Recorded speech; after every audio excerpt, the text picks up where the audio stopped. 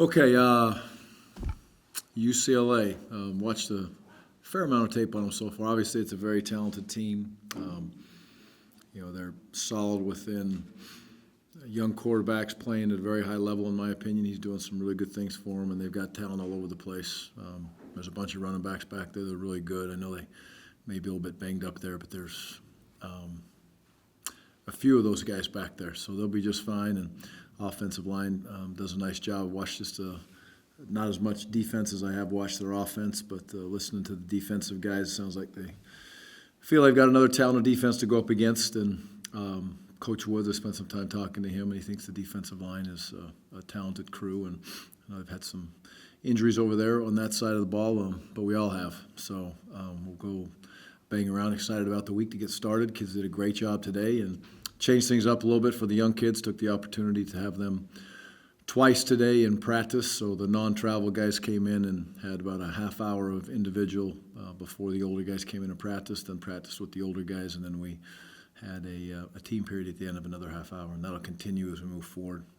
Get some scrimmages in them, teach them, get them going. So kids came back with a positive attitude, and away we go, excited to go get ourselves in position to win a game. Gary, can you address your offense, what you liked, what you've seen, and what you think needs to be done to spruce things up?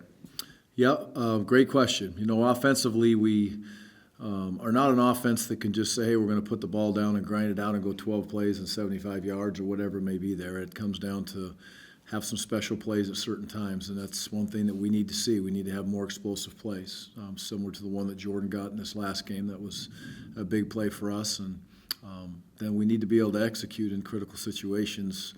In the administrative or those situations, administrative penalties, the unforced errors, if you will, they have to continually go away, and it's never going to be perfect, but there's been some critical ones as we've moved through the last little bit here that have hurt us. And in that last game, there was a perfect example of that we need to get those to go away. And then lastly, I would say we need to score in the red zone. You have to score touchdowns. You have no chance to win games in this league if you're going to go out there and score 10 points and 13 points, and you're just never going to win. And that's where we have to get better. I told the offense that I told the kids today, basically overall as a football team, that we need to start faster on defense. We need to continue to play very solid special teams, which I think we've done now, back to back to back. There's great effort and energy.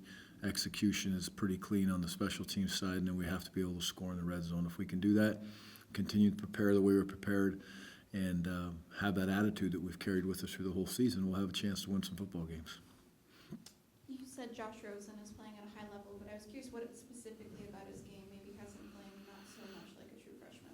Not so much like a true freshman? Yeah. Mm-hmm. Yeah, well, he the biggest thing you see is he's in command of their system. And, those are some things that I thought that I really felt out of Nick in our last game. There was a time when there was a calming feeling running the offense. And that's, getting guys lined up and understanding where they're at and what the reads are. And it's never perfect for any quarterback. But I believe that, that young man, for a freshman walking in there and doing what he's doing, he seems to just be in the moment. He seems to be comfortable in that moment, prepared for that moment.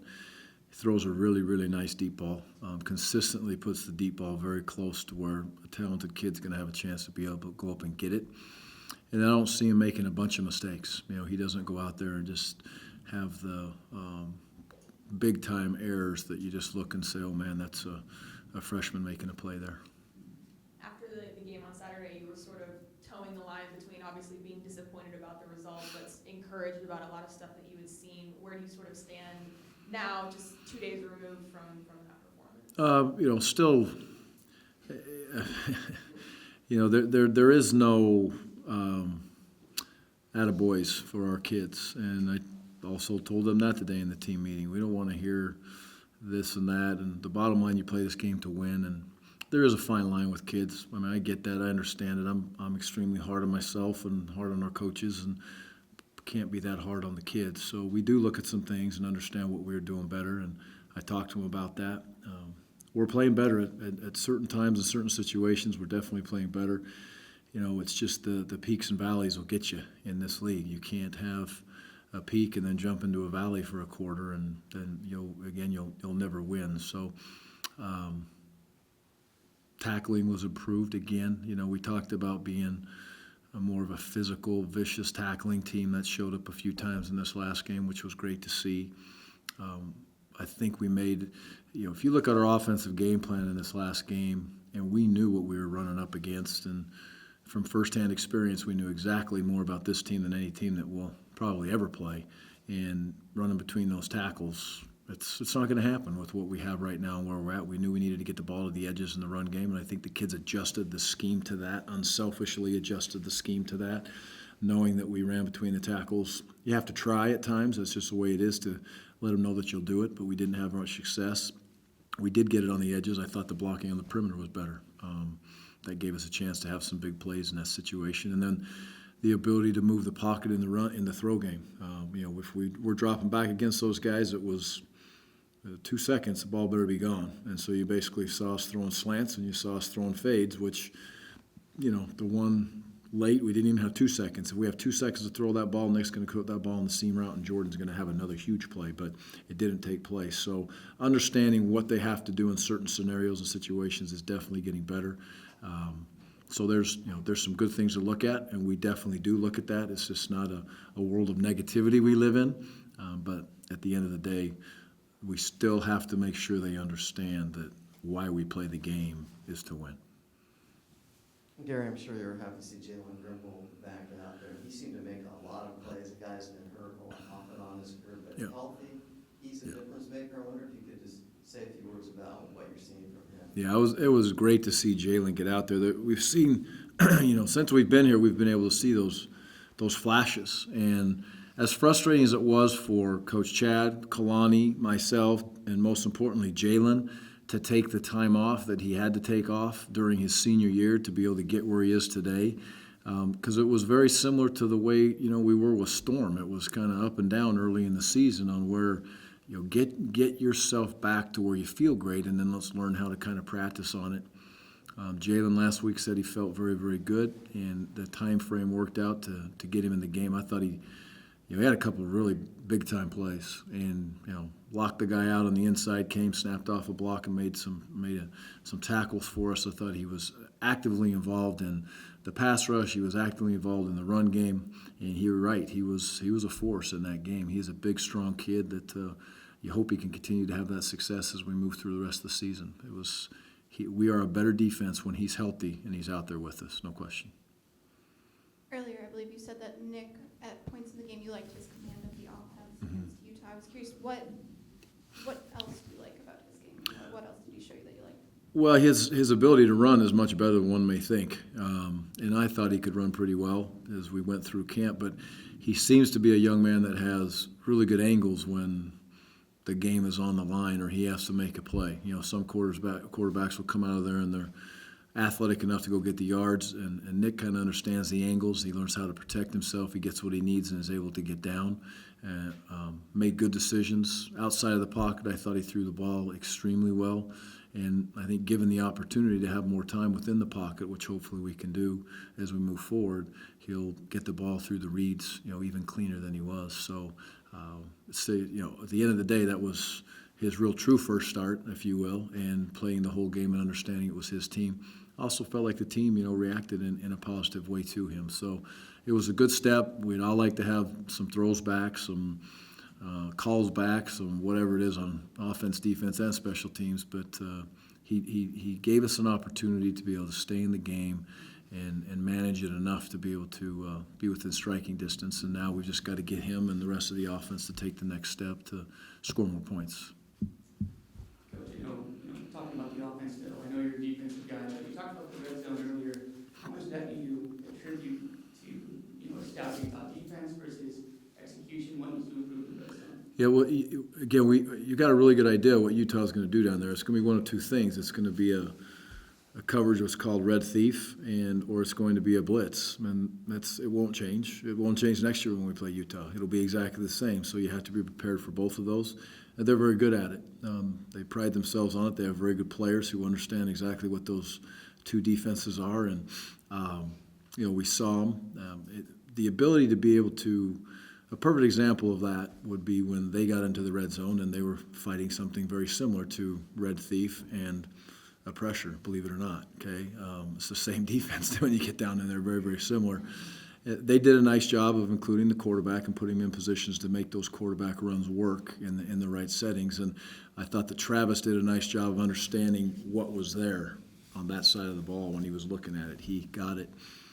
It's an experienced quarterback, seeing it, understanding it, knowing he could pull the ball, take the ball, and have a great opportunity to be a man coverage situation where, not getting too technical like I always like to say, but there's nobody left for him if you're in a blitz situation, if he does a nice job of pulling that ball out of there, and which he did on the touchdown run that he made down there. So we'll get to that point as we go forward, but it's a combination of a lot of things down there. You know, it's execution, the field tightens down, everything's faster, everything's quicker, defense is in a little bit different spots than they normally are, but we have to score. And when you get down there, your bottom line is you can't just make a living kicking field goals. Not in this league. Some leagues you can get away with that, but not in this league. Jonathan Willis was a big part of what you were doing defensively Saturday. What did you see of his game against Utah, and also his development through this season? You know, Jonathan came in very even with a whole bunch of young freshmen in this class, and as you've seen this class go through the year, Jonathan has elevated his play, and he's left a lot of those guys, quite frankly, in the dust. And especially the last 2.5 weeks, he has really taken off, and it's everywhere. It's in the classroom, it's the way he studies tape, it's during practice, it's on the football field, and he played very well. He was physical out there, and I don't know how physical he can be as he moves forward once he gets himself into the weight room for another year. It's going to be fun to watch that kid continually grow and develop, but he's just got that last little 6 inches that he can really snap on you as a defender, and he likes it. He likes to tackle physically. He likes to get after people. He's a very good athlete. You know, his best days are ahead of him, but he's proved himself to be, you know, in that rotation, to say the least, at this point, of those linebackers. And those guys better hold on tight, because Jonathan Willis is coming very quickly, along with a lot of those other freshmen. But Jonathan is rising up to the top, it's fun to watch that stuff take place. Coach, Nick looked pretty good on some of the one particular run. Is he underrated in that aspect, in that you might call more read option stuff for him to run, or do you just want him to stay safe in the pocket? The key thing for our offense right now is this season moving forward, it's imperative on offense that we have an identity and we are an offense. And to this point, because of all that we've gone through and, you know, pieces of the puzzle here and identifying kids and understanding kids and coaches moving pieces of the puzzle around, it's been like that to a point, and I guess I would sit back and say, yeah, that's our offense, but now we need to sit in there with Nick in there doing what he's doing and say, that is our offense, and that is what we do, and we need to get good enough to not just always have to trick people, right? Because if that's the way you're going to make a living, then you're not going to win games again. You have to have, so I guess it's like basketball term maybe, if you're a pick and roll team, then beat it, right? So go ahead, have fun, we're going to do it. And that's where we need to get. Now, there's pieces to that puzzle, especially in the run game right now, that are hard for us to be able to say we're going to line up and smash you. That's going to be a little difficult right now. But we still want to have our base runs that we have, our base passes, and I want that to carry over in this next 4 weeks, and still got a shot to make that be a longer period of time. We'll see as the season moves on, and we expect it to go that way. But when we're done with this season, it's in the books, we need to be able to click on the game film for the last 4 games and potentially 5 games and say, yep, that is our offense. That's how you're going to learn, young guys. That's what we're doing, and we're going to carry that into spring ball. So I think Nick gives us an opportunity to have some QB runs. Are we going to be as aggressive as we have been in the past with the QB runs? No, because I don't think, again, you can win a championship by doing that as we continue to move forward. You have to have it. I like to run the quarterback. I like them to have an option, but it needs to be educated options, and it can't be that's how we win games is with a running quarterback. What can you tell us about Seth Collins' situation? Is Nick definitely the starter Saturday? Yeah, Nick will start Saturday for sure. Seth is still in a position to. He was. The whole report will come out, and to be quite frank and honest with you, I'm looking forward to getting in, and I need to talk with the docs again and talk with Seth and figure out exactly what the scenario is. But expect, much practice out of him this week for sure, if any. So it'll be Nick and Marcus will be out there, and we'll see how that all goes. But Seth had a great attitude today, and told me he aced his 2 tests when he didn't go. So if he didn't go on the trip and he sat here and took his tests as a freshman and aced 2 of his tests, that puts a smile on my face also. Going back to the defense, against Utah, got some big stops and some key downs. How does that performance kind of help, game momentum and confidence when you're preparing for Josh Rosen and Paul Perkins? Defensively, it was a huge series where obviously we tried to be a little aggressive in the kick game, and sometimes that works and sometimes it does not, and it really didn't work very well for us, so it gave them the ball in a very good field position, and then we got into the 4th and 2. They decided to go for it, and we stopped them. That was a big moment, and all those little moments continue to help the kids grow and develop. But the thing I'm seeing is there's 2 individual plays that are very, very good, and Jonathan Willis was definitely one of them. Kendall Hill was the other that came up and made a play there. There's some linemen held their spots, but it's kids doing their job. The snap, defensive tackle did his job, defensive end did his job. Jonathan Willis actually read out of a B-gap blitz and came back over the top and was able to scrape to make a play on the ball, and Kendall realized and recognized run in 0 coverage and jumped off it and came in and made a play for a TFL. That's team defense at its best, and that is what helps them more than anything, is understand if I can do my job, great things will happen, and we continually hit them with that. But I just see there's more communication within the defenders, taking pride in knowing what that guy does, and that helps me know what I do.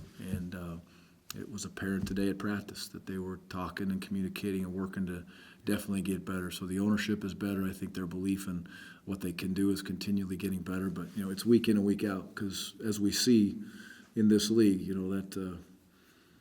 that grim reaper of a whole bunch of points is right around the corner for a lot of teams if you're not careful. So you've got to be able to prepare every week for a great offense, and this one is absolutely no different.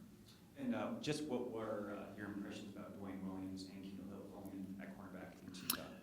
Another 2 examples of young kids. Kendall is, I said it after the game, at least I think I said it now. If I didn't, I said this to myself, so if I'm not repeating myself, I do talk to myself sometimes these days. Kendall's ability to play the wide receiver spot, move back over, come over, play some safety, move to corner, and then all of a sudden be a starting corner. It's amazing. And Dwayne to come in the spot that he's been, he played some nickel, he played some inside, he played some outside. He was playing a lot on special teams and doing a lot of things for us, and all of a sudden he hopped in there and had to be able to start, and he's done a very, very good job. They're never going to be perfect when you're back there in the man coverage, and a lot of coverages at some point become man anyway, no matter how you play them. But I thought those kids did a nice job of being in the moment. It wasn't too big for them. They were great pregame. They were prepared. Their eyes were right. Their minds were right. They went out there and battled like crazy, and I'm proud of those 2. Like this, another kid that we don't talk about right now, but Sumner Houston. I mean, he played his best game by far. He is going to be a really, really good football player. Tough, physical, smart. He gets another 20 pounds on him, and you better watch out if you're an old lineman, because he's coming on strong also. Victor Bolden's played a ton of different roles for you guys all season, but he's added on even more in the last few weeks with kick returns, even lined up at Wildcat quarterback on Saturday. Yep. How would you assess how he's developing and kind of the workload that you guys are putting on him Yep. right now? Well, I like where he's fitting in now. I really do. I think all those things he can handle mentally, because he knows the offense enough to be in those positions, which is great to see. And he embraces every one of them. Kickoff return, yep, I'm in. You want me to catch a punt? I'll catch a punt. You want me to be a Wildcat quarterback? I'll be a Wildcat quarterback. So he's good. And when we're able to get the receivers to just, it becomes natural. Or they know where they're going, right? They've had enough reps now that we don't have to think about it, and it just becomes kind of automatic for them to get lined up. You can let those roles grow, and that's what's happened for Victor. He's a talented kid, and you need to get the ball in his hands. And sometimes the best way to get the ball in his hands right now is an easy toss or an easy pitch, or just having him take the snap. So as we continue to make strides to grow in this offense, I see that as a core of our offense as we move forward. That's not, to me, making things up or trying to trick people. That is, we want to do things like that, and when you have a special kid like Vic. And then you sort of touched on it when talking about the offense and saying we want to go back and watch the last 4 games and say this is our identity. Yes. Kind of big picture wise, besides trying to get a win in these last 4 games, Yeah. what is this last month of the season about for you guys in the big picture of things? It's to so many things that I could talk about that one for a long time. But it's about understanding these kids, they have to be able to keep grinding through. And the non-tough guys won't make it through this experience. It'll be too much for them. Whether we get on a roll and win 4 in a row and play another one after that, or who knows what's going to happen. But this has been very tough, and it's tough for the coaches too. And it's great for me to be able to see my coaches that I hired, that I believed in, get in these tough situations and see how they work with kids and see how they understand kids and see how kids react. And I know how I'm going to react. I'm going to get up every day and I'm going to work like crazy for them. But I want them to have the expectations. Not that I like to sit and talk about myself, but I want them to have I want them to be as all in as I'm all in. And I know how all in I am and how I feel about it. And I want them to be the same way. And I can see it. I can see it through where they're going. Are they all in that spot? No, they're not. And that's why it's a challenge for them right now. But when you see the youth and continue to fight and grow, it's fun to watch. So the rest of the season is about fighting, competing, working to get the seniors the victories that they deserve, that's been our mindset from day one, is to send these seniors out here proud. Number 2, to continue to develop the travel team to give us the best opportunity to let those seniors be proud. And then we have to focus in hard on the youth right now. We have the time as coaches, and they have the time as players, and we can still prepare the older kids, but we have just got to be in a position to develop the youth. We've developed them in the weight room the whole off season. 2 or 3 weeks ago, we spent some time with those young kids, but right now they are a priority. Not the number 1 priority, but they're definitely the number 2 priority as far as getting them ready for the future, understanding our schemes. And then what you said at the very beginning is we have an offense, we have a defense. Let's move ourselves forward. We know what our core is and we know who our kids are. And then lastly is, of course, recruiting. That's never last in my mind. It's always first in my mind, but that is, we have got to continue to grind and beat like crazy, just work like crazy to get the best players in here that we can. And I'm proud of the way that the young men on this team are handling the recruiting side of things, the way the coaches are handling the side of the recruiting things, and the kids that are committed to us, because they definitely have a vision and understanding of what this administration is allowing us to do, what Beaver Nation is allowing us to do with the new facility, with all the things that we have, and then they're starting to see, where we can go from a football standpoint. So it's great to see those things in recruiting. And if you sign with this right now, you're a guy that understands. I'm excited about being different. I'm excited about being part of something in 30 years. It's going to be, those guys are going to walk back in here and they're going to celebrate them on that field. So I'll probably be long gone by then, but they'll have fun. Coach, I know you touched on this in the postgame in Salt Lake, but on the Ryan Null not getting the carry situation, was that just a fit situation for Storm? Yeah, it's just the fact of the matter that, that getting to the outside was key. Ryan was going to get his opportunities, but I don't know if it would matter who you would have put in there if we were going to run in the A gaps and the B gaps, or even try to really bounce those things outside in the C gaps. It was really tough sledding. Those are 2 NFL backers in my opinion, and 3 of those front guys are definitely NFL guys, and we just couldn't get them moved out of the way, and we didn't feel like we could. Ryan's game is that. Ryan's game is, getting inside and running the inside zone. He can bounce some runs to the outside without question, but within the expertise, we needed him as a lead blocker. To be able to be involved, which he was. We had some plans to get him in the throw game. 3 or 4 throws that went to him. The one was a real nice play when he made the spin move coming back, had the one on the flat he'd like to have back, and obviously, and then he had another one that I remember. There may have been one more. So that was it. And we needed to get Victor out there and let him get out and get on the edges of the defense. We felt like Storm could get out on the edges of the defense also, just a little bit faster than Ryan could in those situations at this point in his career. So, but he's a focal point as we move forward, and you would love to have him banging around in those A gaps and B gaps and making some runs for us. So, and he will as time goes on. Coach, in terms of how the left side in particular of your offensive line held up with the inexperience against a very experienced group, how did you feel about that, and do we have any sense of Drew Clarkson going forward now? Yeah, it was. Well, those guys, I'm very proud of both of those 2 kids. I thought Will and Drew played well. Clarkson goes down in that situation, and I walk out on the field, and the first thing the kid looks at me and says, "Sorry, coach." I'm like, "What are you sorry for, kid? You are giving it all you got out here."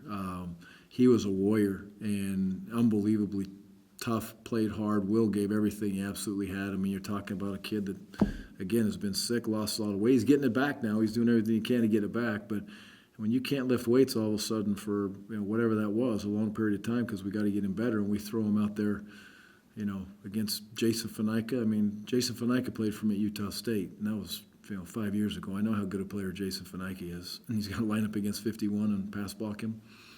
That's asking a lot now, but he did it, and he battled in there and gave you everything that he had. So proud of those kids. Just I keep two more examples of youth that was ready for that moment, and you might punch them in the mouth, but they're going to get right back up and smack you right back with everything they got.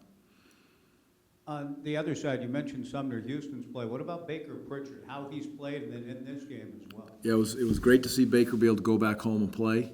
He was excited about that moment. He definitely played his best game, without question, his best game. He snapped off and made some big plays in the run game. I thought he was able to control his gap and physically, be in command. Not every snap. It's a very good offensive line they're playing against, but he was technically sound, more so than he has been consistently throughout a game, which allowed him to be able to play with extension and allowed him to be able to snap off blocks and make plays. And now we need him to continually move down those roads and do that as we go forward. But it was fun to see him make those plays. So it can't just be a homecoming and, hey, I'll play in hard when we go back to Utah again. So not that he hasn't played hard, but I want to see it grow from here.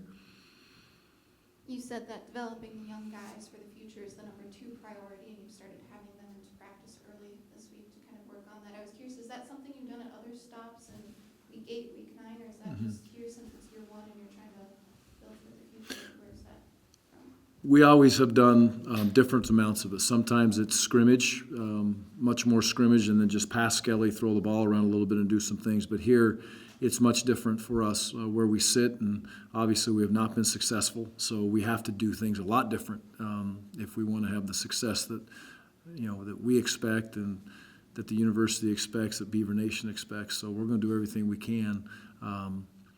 So that includes the individual drills. Never have we been this extensive within the individual work and have 30, 40 minutes of individual work and then let the offense have a group period and then have a time when they come together for some team periods. So it's always done some of it, but never this extensive.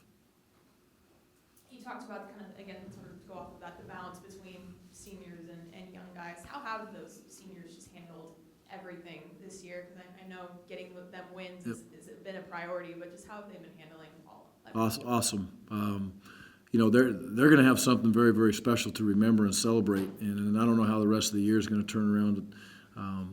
We'll know that when it's all said and done, but they're still going to be the ones that changed this whole thing and got it to as special places as heading. And just because their senior year was such a struggle, do you want it to be that way? No, but hey, we go out and do some special things one day, I'll take care of them. I'll get them what they deserve at the end of the day. But they have been great through this process and held their head up high. I think they understand that it is important for us as a staff to send them out and that we have their backs and that it's not just, I've heard stories. I've never been on a staff, thank goodness, but when a new staff comes in and it's just like, well, out with the old, in with the new, we're going to play with our guys or whatever it may be. And I've never seen that firsthand, and I hope I never have to see that firsthand. But these kids, I promise you, they feel like they're the most important part of this process, and they are, because this year is for those kids. So we owe them a lot, and we'll continue to fight for them. Hopefully they have some nice things to show for it when it's over with. Just quickly, for the record, will this be the first time you will be going up against Jim Moore Jr.? Yeah, yep, to my knowledge. Yep. Anybody else? Is that it? Thanks, Coach. Okay, thanks, guys.